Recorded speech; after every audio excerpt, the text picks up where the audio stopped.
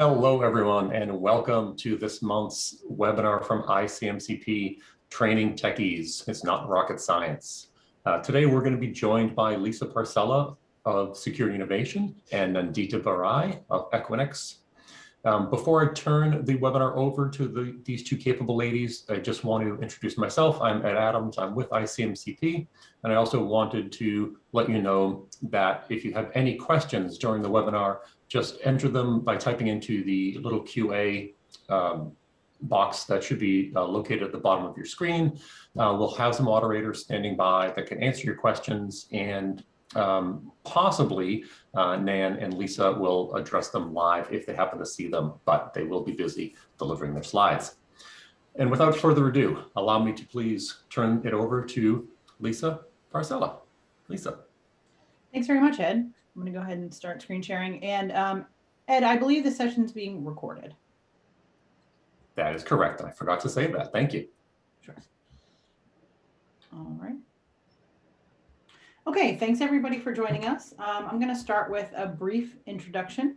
I'm Lisa Parcella. I'm Vice President of Product Management and Marketing at Security Innovation. My background is in instructional design and creating InfoSec and software security awareness programs and solutions for folks in cybersecurity. And I've been in this space for well over 10 years now. Nan, over to you. Hi, I'm Nandita, and go by Nan by people who know me.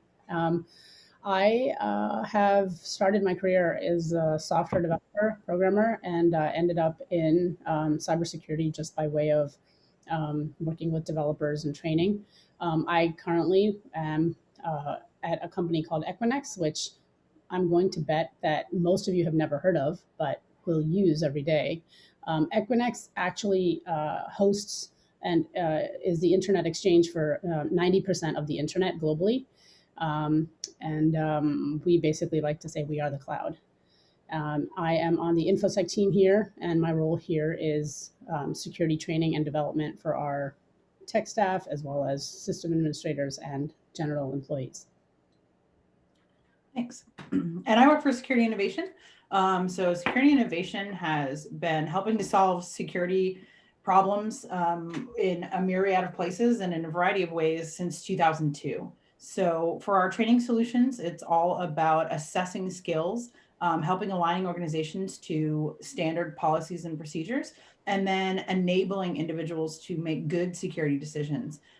We've trained over 3 million users. Our talented staff has authored over 18 books.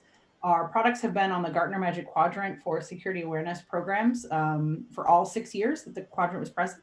And we have an incredibly robust assessment, pen testing, and consulting practice as well. So, and Nan, you spoke about Equinix. Anything else you'd like to add? Yeah, a lot of the people like to know, who we host. And actually, we do a lot of work with Amazon, with Microsoft Azure and Google. And actually, we are Netflix as well. So pretty exciting stuff. All the fun parts of the internet, right? There's some boring ones there too, but that's the fun stuff. So let's get down to it. So our presentation today is around training techies. It's not rocket science. And really what we're looking to do is look at the existing training landscape as it stands, talk about some best practices that we're seeing out in the marketplace and how you as practitioners in that space can kind of engage with these different mediums to help improve your skills depending on what role you have, pretty agnostically from what role you have within the software security space. And then Nan will walk us through kind of her training program in action and how she approaches cybersecurity skills development at Equinix. And then we'll open it up to some questions. So I'll kick it off around just being blunt. If we look at the reality of today's enterprise, we're not just thinking about developers and coders, right, who need to worry about SQL injection vulnerabilities. That's such a tiny piece of what is a very extensive set of complex security requirements and challenges that we face today, right? Everything from third-party vendor management, to misconfigurations when you're migrating to the cloud, to end user awareness things that we need to think about, like malware. And don't even forget about compliance mandates. Obviously, today's enterprise is incredibly complex.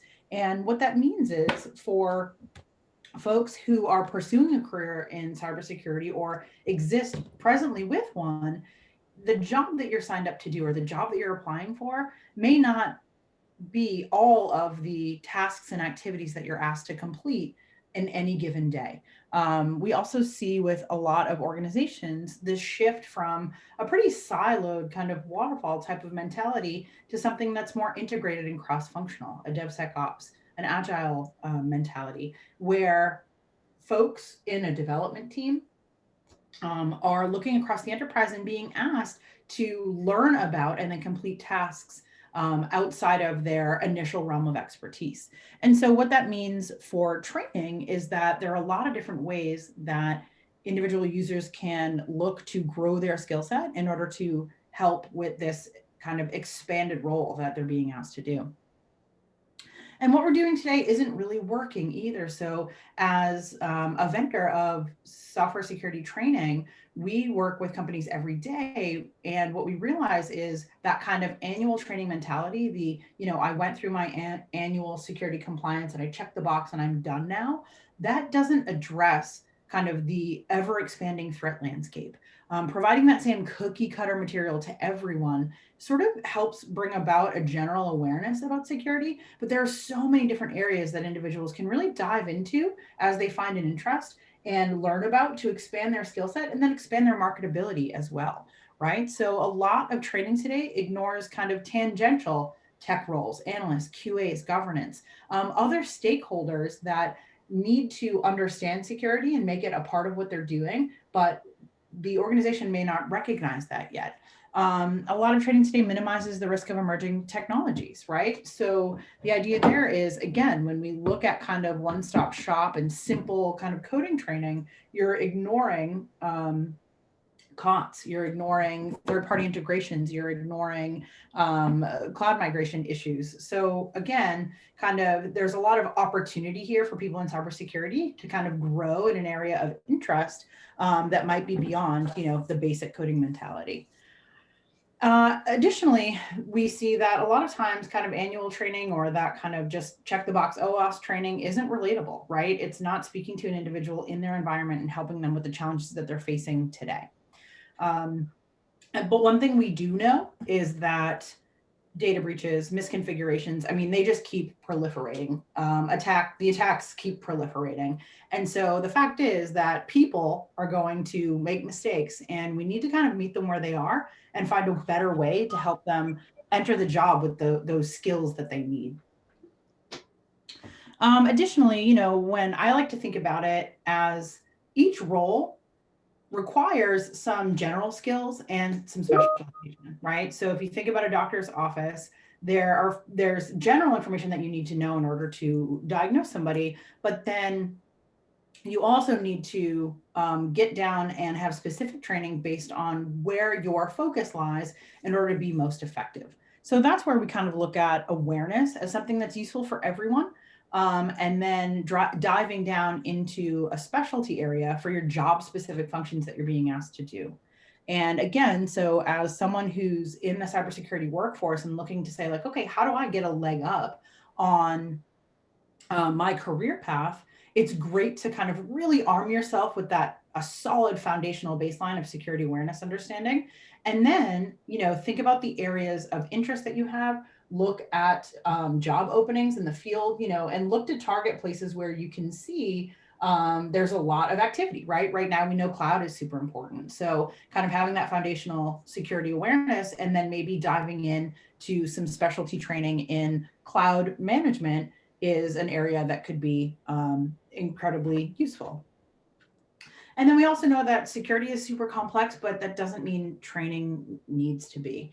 And so what we're going to talk about now is kind of some of the newer, more cutting edge training methods out there that as individuals in the space, there are a lot of free events that are run and options out there for folks to kind of take on some of this newer training and really get a leg up in the industry. And so for us, security innovation, we like to think about making sure that training is relatable. So finding training programs that are really as close to your environment and what you're working on as possible, avoiding that generic training, being contextual. So making sure that you're not just spot checking, right? This isn't just about like find the bug and fix it, but finding a training program that's really holistic, that's going to help you understand not only your role, but how your role fits in within the larger ecosystem of the organization. And then something that's allows you to be self-reliant, so something where you can really go and get hands-on and determine outcomes for yourself instead of just doing, kind of multiple choice type activities. So what are some success models that we've seen? Learners need to be reached in different ways. So again, that annual box checker kind of computer-based lecture training is okay. And that's great for building foundational skills, but really seek out training that can be, that's varied, right? Because as individuals, you're going to each find different things that work for you. Peer-to-peer training is really great for building teamwork. And so, an organization like ICMCP is a great network of professionals where folks can, work together and reach out to build upon each other's skills. Always look for a mentor. I think mentorship programs are incredibly useful as well in a similar way. And then, incentivization, obviously. So that's sort of more towards the organization, allowing, having your organization kind of recognize skills and talents and offer certifications that as an individual you can take with you on your career path as you grow and move into different roles is valuable. It shows a valuable use of your personal time that you've committed to your training journey. And then, of course, in organizations, having a security champion or being a security champion. So I know we'll talk about this more a little bit later as well and how it's implemented differently. But, the idea of a security champion is that person at the organization who really is the mentor that helps get the security message and those best practices and good implementation strategies and helps disseminate them throughout the organization. And so as an individual, aspiring to become a security champion at your organization is a pretty worthy goal because there aren't a lot of folks out there who are the kind of masters of that knowledge within any given space. And so it's a good position to sort of shoot for, or if you're just starting out in your career, seeking out security champions within an organization and using them as a mentor is absolutely useful. So we recently conducted research with the Pony One Institute, and what they looked at was 17 key elements of security training. And what they did was they measured the security effectiveness score of each. And what they found were a couple of things. A higher SES score correlated to lower mean time to fix for an organization and lower incident of data breaches. And they also found that some training practices were more effective than others. So they found that what's most effective is realistic simulation and training tied to job role. And in addition to that, they found that realistic simulation yields a 2-time return on investment than these average training methods. So what we find is kind of tying it back to what we were speaking of previously, seeking out training that's specific to the job role that you're in or would like to be in is an incredibly effective way to help hone your skills. And then also seeking out simulation-based training, and that can be a capture the flag event, a cyber range. So for us, Security Innovation, we offer, we host our cyber range, a lot of conferences. We work with a lot of communities, including ICMCP, and host cyber ranges through those organizations as well. And what that does is it gives you a real glimpse into your individual skills and areas of improvement. So then you can kind of put yourself on a more targeted training path.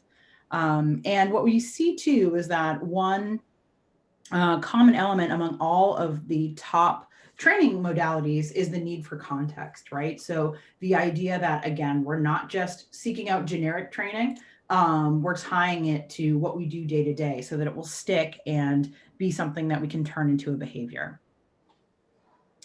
And this also kind of goes along with this idea of task versus contextual performance, right? So we look at task-based learning. We think about that as, training that might help you understand how many vulnerabilities are in your code if you're a developer. But contextual performance is really around how do my actions, right, writing too many vulnerabilities, affect the security of the software. And so seeking out contextual-based learning is a great way to, again, create more of that holistic learning experience and broaden your skill set. So as I mentioned, CyberRange, capture the flags. These types of events, I know like we run one every year at DEF CON. We are running one at RSA this year. We have done them in conjunction with ICMCP. This is where we can find this contextual approach where it's focusing on it typically was that cyber ranges in the traditional sense used to be focused on network and infrastructure. They were government related typically. And now you find that they're cloud-based, very lightweight, web-based. So you kind of register and you go on, use your own computer to access them and get into a real world simulated environment pretty quickly. And the other thing that simulation does for an individual is it helps you really contextualize your training and your skill set, right? So if we see here, these three roles, all these folks took secure coding CBT. And as I think a lot of us can attest to, oftentimes that kind of regular lecture-based training, that online style training, you understand the information, you ingest it, and then the scores that you receive are pretty generic, right? They're pretty similar. People know how to kind of listen to a lecture and then answer back to the questions. But then when you get into more of a real world environment, that's really where you see how the skills you've learned can be applied and whether that application is sort of to your strengths or where you might be struggling and have challenges. And so that's where you can then start to tailor your own training journey. And then for us, we find that blended training yields results. So I think as Nan's definitely going to talk about at Equinix, her program is incredibly robust. There are a lot of different angles that you take to really look at all the different ways that you reach folks and make sure that they're kind of having a steady diet of security information all the time. And that's really the best approach, right? Seeking out as many activities as you can to truly understand what you need to know. This is just looking at participants who took traditional training and simulation and found that simulation really maximized their knowledge adoption when they combined it with more traditional approaches. And then here's a case study where we deployed thousands of software engineers, 3,500 actually, into our CyberRange and our CBT. And we found that when worked together, so combining those different training methodologies, the scores increased by an average of 21%. So you can really see so that book learning, adding in that hands-on simulation allowed people to really kind of show their knowledge and practice what they were learning. And that's, again, as an individual in the workplace, a great skill to kind of be able to flex.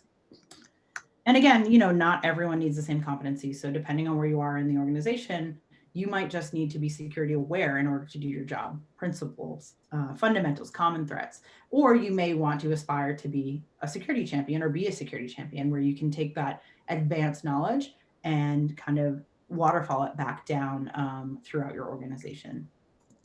And of course, hands-on modalities of training are super fun. So, it's sort of like if we think of online training as eating our vegetables, then our hands-on training is really kind of that dessert that you get, right? And so again, security innovation, we do a lot of blended training. We have some white papers that can easily be found on our website, and we offer a lot of different CyberRange events throughout the year. So would love to have you come and join us for one and kind of see what simulation training is all about. Nan, I'm gonna kick it over to you to talk about some training in action. Training in action. Okay. I'm listening to your stuff. I'm like, wow, that's a lot of work. Wow, that's a lot of work. And realizing we've been doing that. So I started focusing my career on security training about 8 years ago. I have done awareness in some aspects at NBC Universal, Media and Entertainment, Barclays, a big global bank, and then small tech companies until this very large tech company. So I kind of experienced the program in many different places. And in most of the places, I started it from scratch. But definitely learned a lot of lessons. And here, I have been able to put all of that stuff together, and the company is really open, and they're kind of evolving to a new place with security awareness that I think is happening in the industry, where now they're calling it kind of another vertical right next to security operations and security functions and engineering. It's the cyber intelligence, the behavior. And they are looking at it in terms of how can we help our users be more effective and spend more time doing their work and not being blocked or being down because they clicked something and it messed everything up. So the approach has changed, and so that's giving us a lot more breadth in all the ways that we can have programs, instead of it being like a traditional take a couple of trainings online, check it off, see what your score is, send out some communications and stuff. It's become much more what Lisa described for the past few minutes. So next slide. We have, so what I said is the what and the why, right? Is we want to have a secure workforce, and why? For performance, for improvement, for speed, for protecting data, for protecting employee privacy, for protecting customer privacy. So then it's the how. And this is a little grid of the different kinds of training that we've been doing. And you can see that we not only have regular traditional CBTs, there's always a market for people who want to click through and pay attention to do that. But then enriching that with a lot of other different programs. So there are certain things that just fall under the usual, like the developer trainings, the general trainings throughout the company of security best practices. But even that we're taking to next level, where it's not the usual death by PowerPoint trainings anymore. People are realizing that you want to make an impact with this. You don't want to just do a checkbox. So our general awareness this year that we are building is actually kind of like a movie. It's called Interview with a Hacker. And it really does come across like something that was very well produced and in a film. And you've got actors discussing breaches, consequences, things you can do. And it was a very innovative way for presenting 40 pages worth of security best practices, required compliance information. And we did a little pilot. We're just rolling out the pilot right now, and we're getting really good results. So we know that this is the direction that I think everybody's going to start going in, and you're going to probably start seeing more of that. And outside of the standard training and awareness and stuff, the hands-on stuff that we're doing is what a lot of companies are doing, like with phishing simulation. But we're taking it to the next level with our data analytics. Mostly people will check, who clicked the link and what did they do after. But we're taking that and extrapolating it out to see what the metrics are coming into the security operations with. What is the progress? What is the impact to other, email-related behaviors? Things like, are they using email and registering externally in other websites and tools, which is what causes phishings to start increase.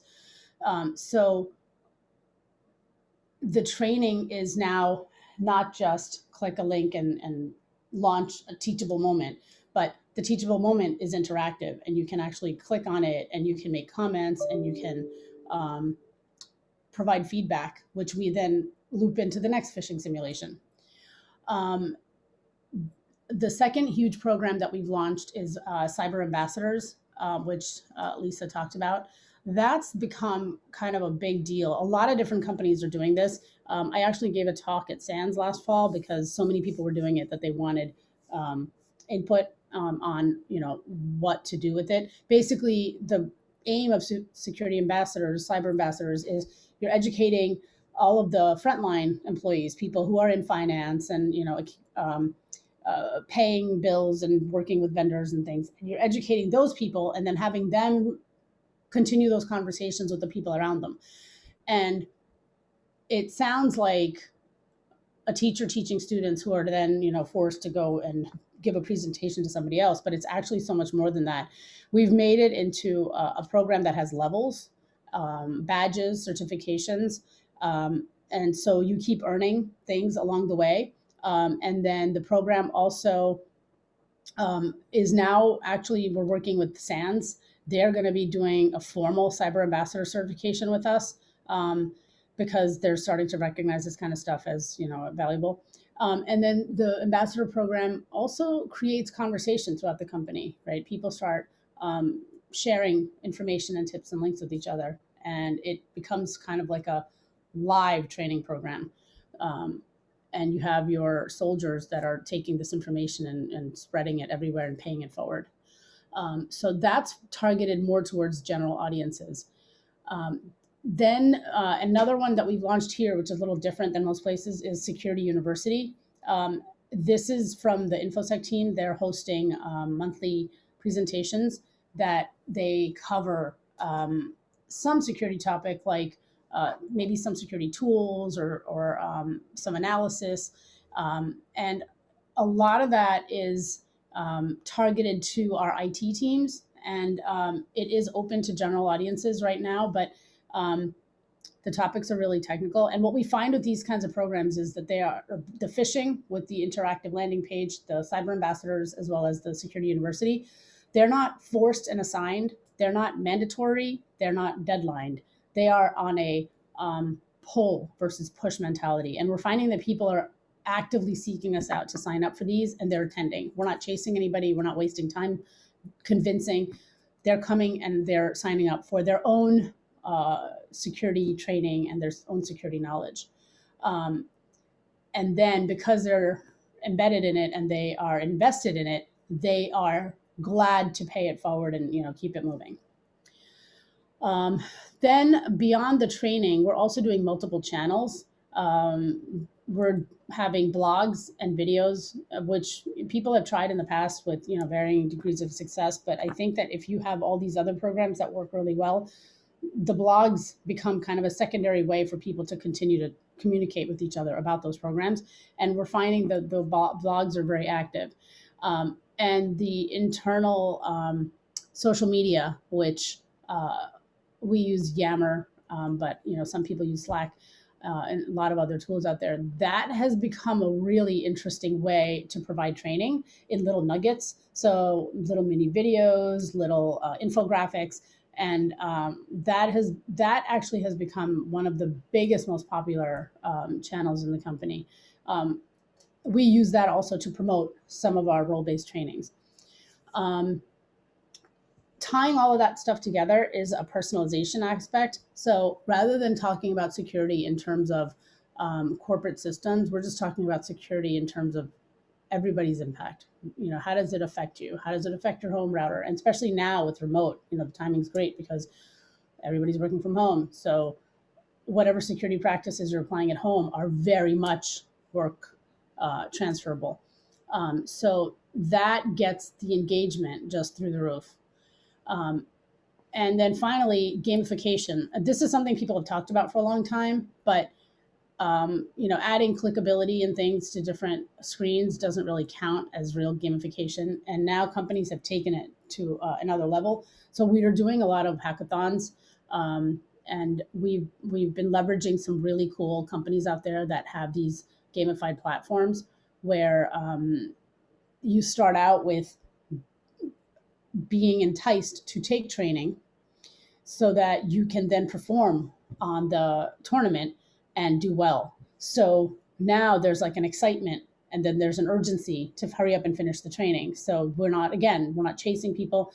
And a lot of the trainings in there are really, dry stuff like Python or JSON or, language-based or cloud security or architecture. And people are running to take and complete them. We actually are live with that right now. We launched that program yesterday, and it's going on for the next 2 weeks. Since yesterday, we already have people who are like on leaderboards and running and competing and telling each other where they're at. So The gamification, I think, is a really cool aspect that you can leverage, and I think it's only going to get better and better. So for each of these, I didn't explain, but it's, there for you to see. We have targeted behavior. So whatever training we're doing and whatever channel that we're using it through, we have a very specific goal for what we're aiming to get out of it. We write that goal up front so that we are true to, what we're doing. We're not just saying gamification because it's the buzzword of today and it's cool. We have very specific things that we want them to do. Hands-on, real experience of code flaws. So that goal and that messaging underlies everything we roll out, and we're seeing people engaging a lot because I think they pick up on, we have a reason for doing this. It's not just something we're throwing over the wall. So that's a lot. I just talked and talked and talked. Okay, so next slide, if I have. From all those programs, these three are kind of our key initiatives. They've gotten a lot of visibility, and they've done really well to the point where it has rolled all the way up to the CEO and our board of directors. And, we're constantly being asked to talk about it and present. So the Cyber Ambassadors Program is the one I described that we have levels. Our company, Equinix, because of the type of business we're in, we are a critical infrastructure. So our security theme is kind of like Fortress. So because our theme is Fortress, we went with the whole Knights theme for our program. And everything we did, we make a fun aspect of it. We stay away from making it just a corporate checkbox activity and calling it some dry official thing. So we are called the Cyber Knights. And there are levels that are laid out, and the levels typically are for about 1 year's worth of very simple things that people can do. We're sensitive to making sure that they're not trying to do too much in addition to their regular jobs.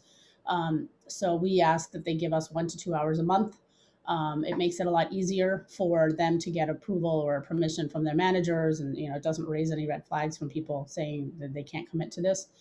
And the most important thing with security ambassadors, I think, is buy-in from leadership. So we've actually rolled it upward and are expecting that when the person does 3 years worth and it actually makes it to the level of Knight, they will get knighted at our annual company town hall, global meeting, whatever, by the CEO.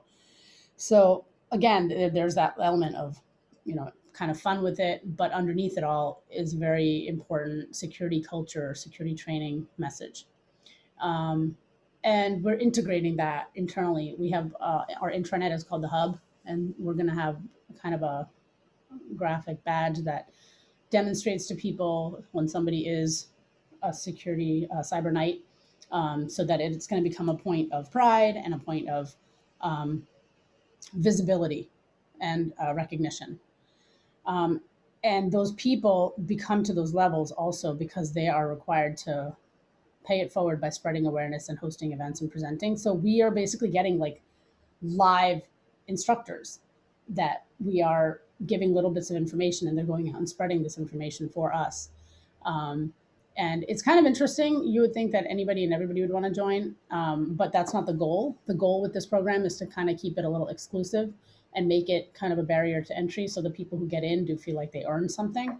And that you have to have a certain type of skill set in order to get in. So you do have to host events and not be scared to be in front of people. The Yammer channel that I mentioned has been huge.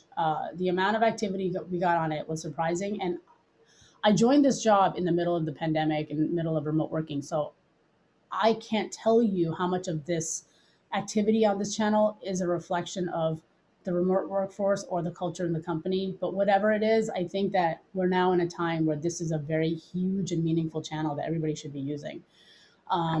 We have a cadence of posts in which we are including do's and don'ts, videos. We use infographics a lot. We leverage in real world news stories, but underneath everything is what are we trying to teach? And it all ties back to the behaviors that we're seeing. Whether it's with sysadmins or developers, or whether it's with just general employees, every post is trying to train a targeted audience with some type of a update. And those little bits of information, you're just putting a few snippets in a post. You don't want it to go ramble on and on. It becomes like learning in small consumable pieces in a consistent basis. So it's presented like an entertaining place where you can go and have a conversation, but underneath it, we're educating. And finally, Security University, that is kind of an interesting angle that we've taken. It's going to be more technical and more for a very small audience. And the purpose of it is actually to create synergy, it's the business word, with InfoSec and with IT, so that we can together, promote and explain security, common vulnerabilities, flaws, problems.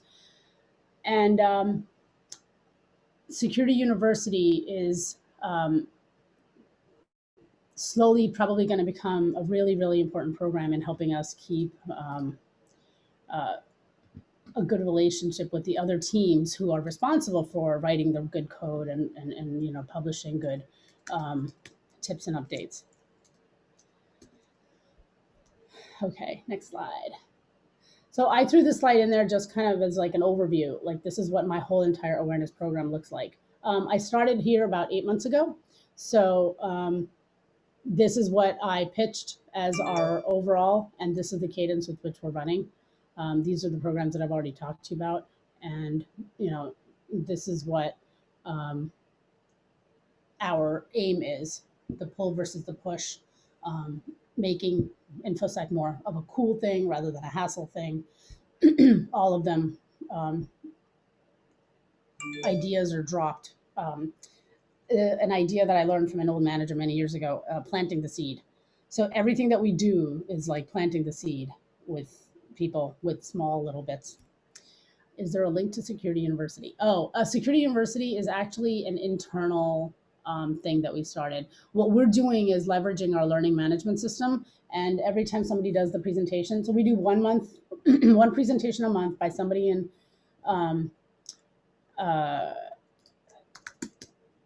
InfoSec. They present on a topic that's trending, whether they talk about cloud security fundamentals or whether they talk about,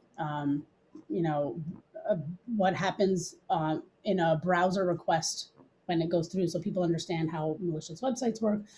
I'm sorry. We record those and we upload them to our learning management system. So there it is hosted. People can go watch it at their own time, and then they can give us feedback on topics that they would like to see in the future. These are all brand new. I'm in month 3 of Security University, month 2 of Cyber Ambassadors, and we are in the 3rd simulation for our phishing simulation program. So everything is just kind of gearing up and kicking off. Yammer channel, we actually launched as our Cyber October Awareness Month thing last October. So that's been the longest running thing, and we have leveraged it to put out the word on all these programs. So that's where we're at. Nan, you have another question? Where there'll be opportunities for Cyber Knights to mentor aspiring cyber squires. Yes, that's actually kind of one of the things that they have to do. So to be a Cyber Knight, the first level is the Cyber Apprentice, and you have to attend all our calls. You have to host an event or two, which we provide you with the content.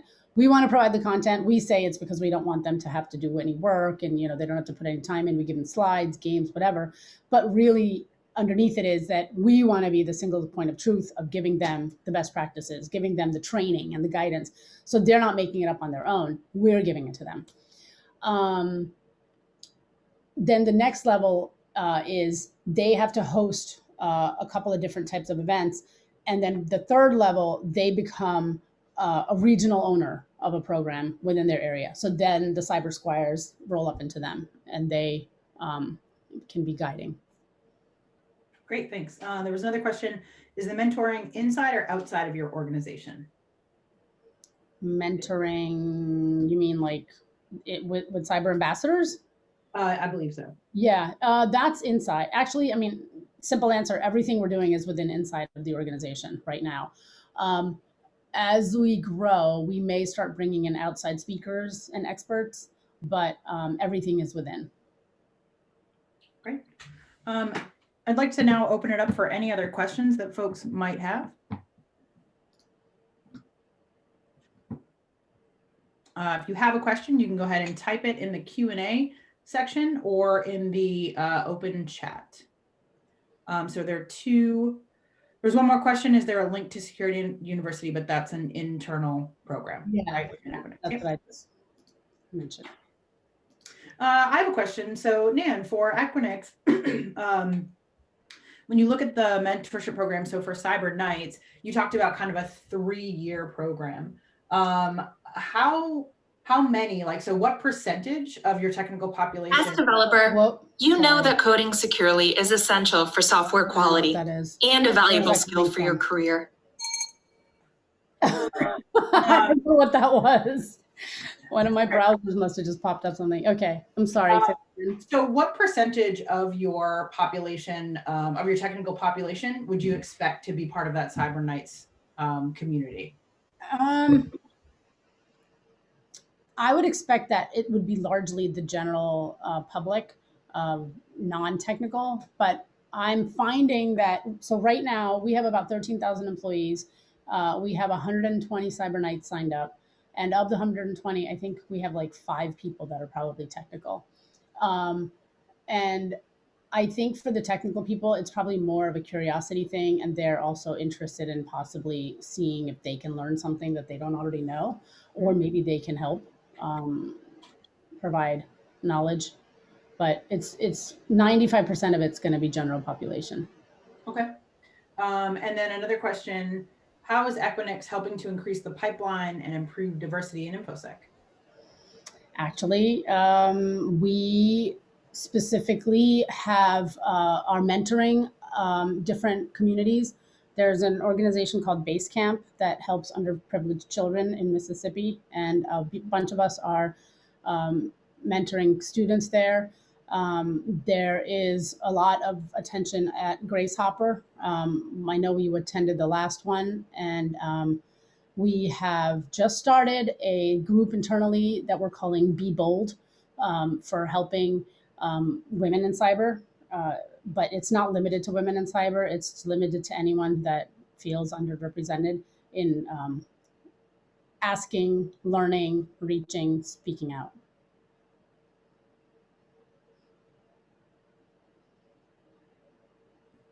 Fantastic.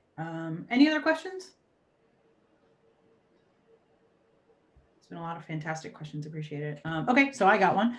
Security innovation courses target for organizational training and or personal training. Okay, great question. So for security innovation, we offer training. It typically our, training programs are organizationally focused versus sort of like an individual e-commerce, but we do offer a lot of free fundamental training courses on our community site, as well as we have some sample courses as well on our corporate website.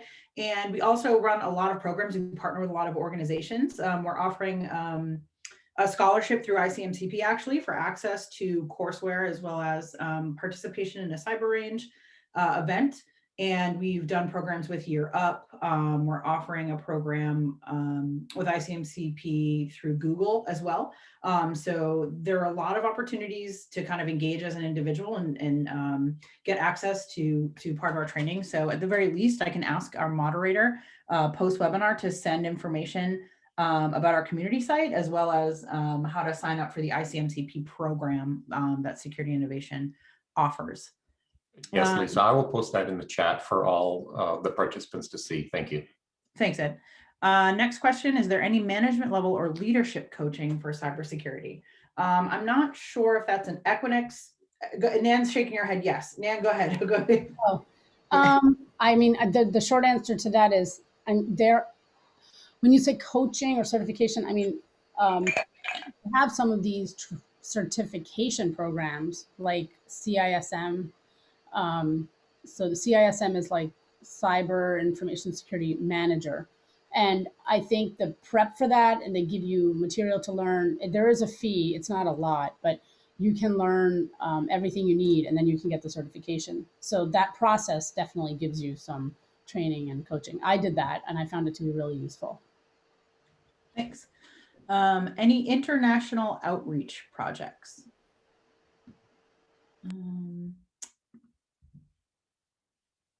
I'm not sure if that's aimed at security innovation or Equinix. Again, for security innovation, certainly we do a lot of programs for different organizations. We recently held an event at the end of last year with OWASP Dublin. We do local events through our APAC office.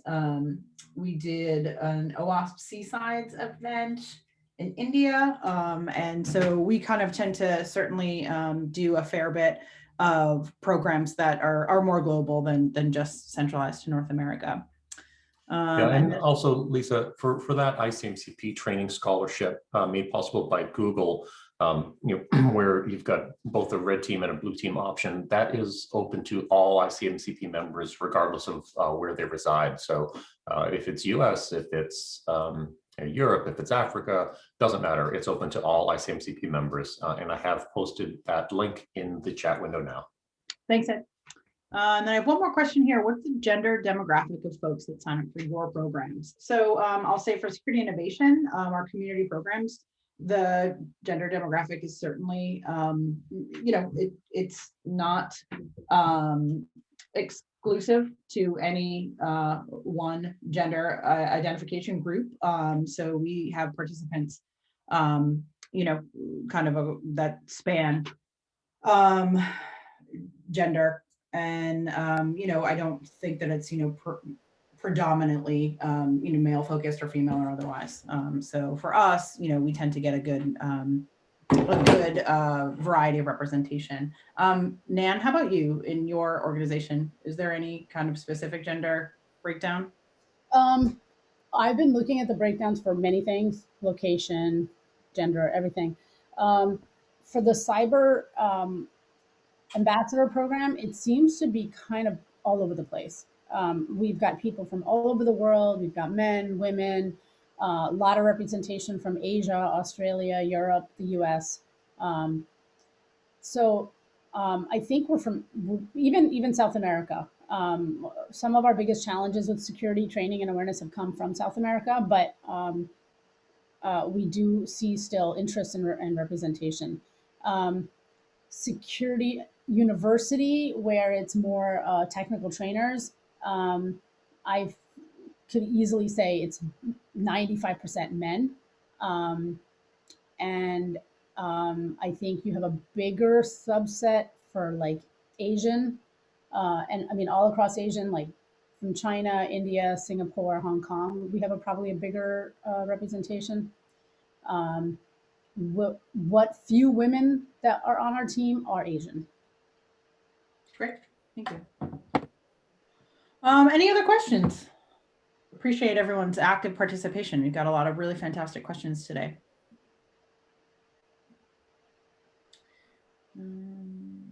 Okay, here's a question. Currently, I hold a master's degree in cybersecurity technologies and realize a lot of jobs ask for certifications. Are certifications more important?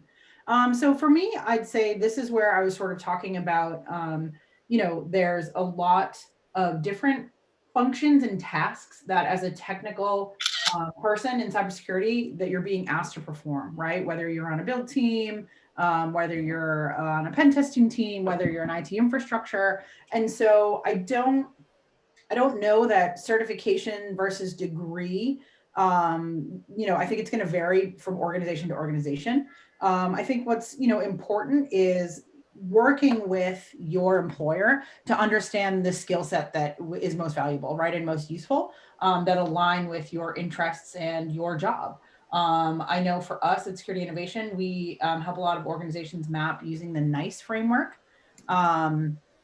And that's a great way to kind of understand work roles and what skills are required, knowledge, skills, and abilities are required for each work role. And that helps you kind of get a holistic picture of what might be useful. But again, I think, some certifications are going to help you with sort of specialty areas of the work that you're doing, whereas, a degree kind of obviously gives you that rounded experience. And I see now that someone else answered in a similar fashion. Yeah, absolutely. The certifications can be more technical and more of a deep dive in a specific area, which is useful, if that's necessary for your job, whereas a degree is going to be a little more rounded. Okay. I see the question about GRC. Yeah. I'm sure, Lisa, you have some info on that. From what I've seen, GRC requires a lot of knowledge on things like SOX, PCI compliance, those kinds of things, and a lot of those, especially if you're looking into like in more of an entry level role, then you can learn your way up. But if you're looking for more of a managerial role, you're going to need to show some certification of those for sure. GRC is one that the certificates are very important. Yeah. From a governance standpoint. Yep, absolutely. Right. Agreed. I think you're right. Governance, risk, and compliance is all about if you're looking to kind of manage a team, oversee a team of QAs or auditors, you're going to need to have all of those sort of lettered certifications already, under your belt, or work with your manager to kind of obtain them, because you now are kind of the person who's going to oversee what are some pretty strict, regulatory guidelines and compliance guidelines that your organization needs to follow. What's the feedback from using Fortinet network security? Nan, do you folks use Fortinet? We do not. That's stuff I can't talk about. Great. Thanks. Any other questions? Ed, I'm going to throw this one over to you. For the Google Scholarship, do you know how many scholarships will be granted? I do. There are going to be 100 Red Team scholarships granted and 100 Blue Team scholarships granted. The Red Team training in Cyber Range is provided by Security Innovation, and the Blue Team training in Cyber Range is provided by Range Force, which are two of ICMCP's training partners that essentially are donating their training for this Google Scholarship Program. Thank you. Any other questions? Please feel free to go ahead and post. Yeah, wow, there. Just keep coming in. This is great. What would you recommend to put on your resume to stand out? I have a bachelor's in cybersecurity and hold a couple industry certs, but I'm having issues landing interviews. Nan, any advice you would give? I think that if you can do any kind of maybe hackathons, that there are a lot of public ones. If you did a couple and participated in them and you put that in there, things that are real world experience. That's what's happening with cyber. People ask the other question all the time: degree versus cert versus this. Everybody's looking for people who've done stuff, because that's the biggest shortage, is people who have real hands-on. And this is a field that you can't come in and plan and plot. You got to hit the ground running. So anything you can do that's hands-on, if you can, show stuff that you might have published on GitHub that supports your knowledge, tangible things. Yeah. Agreed. So contributing knowledge, to Stack Overflow, work that you've done, security tools that maybe you worked on, within your organization, mentoring, to Nan's point, hackathons, cyber ranges. As I mentioned, Security Innovation hosts a lot of cyber ranges in conjunction with organizations, and everyone who participates receives a certificate.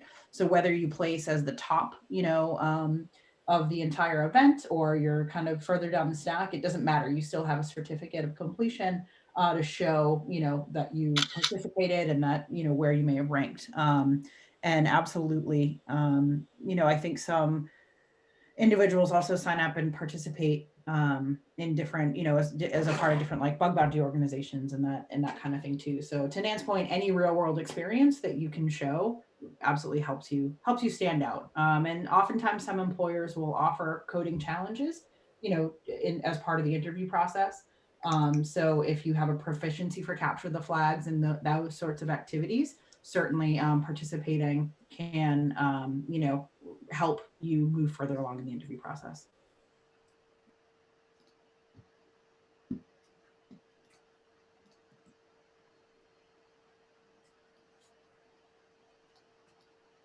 Okay, we have another question. What can every organization do to cultivate talent, especially among aspiring women in the technical realm of InfoSec? It's been challenged to crack into the industry. Not all organizations are like Equinix or Google to have programs.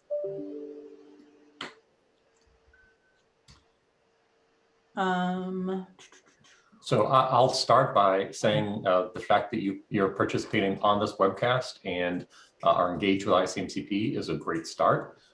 As an organization, our mission is to help underrepresented demographics, including women, transition into the cybersecurity space if that's something that they're interested in, and doing so through, I mentioned these 7 different training partners that ICMCP has. All of them offer either free or steeply discounted training and access to their training solutions. Obviously, the organization also offers mentorship. Thank you for that transition, Lisa. Through our Mentorship Protege Program, these educational webinars to expose you to CISOs like Nan and VPs like Lisa, who are operational in the cybersecurity industry right now as women and as leaders. And there's also, we'll be launching a self-assessment with a product called Competency Core in the coming weeks that will allow you to assess your own knowledge, skills, and attributes against the NICE framework, and it will map you up with various work roles. It tells you, what you do qualify for. And let's say, for example, you qualify for a SOC 1 analyst today. You can then transition over to our jobs board to see if there are any of our sponsors or folks that are posted on our jobs board looking to hire SOC 1 analysts. And if so, it's because they are looking to hire diverse talent for that SOC 1 analyst. But another thing that this self-assessment from Competency Core will allow you to do is to identify, let's say I want to be a security architect, but today you don't necessarily have all the skills or knowledge to be a security architect. It will provide a roadmap for you that lets you know exactly what you need to obtain in terms of skills and knowledge to then qualify for a security architect position. So there's a lot that the organization is doing and planning to help folks enter the cybersecurity industry or develop within the cybersecurity industry.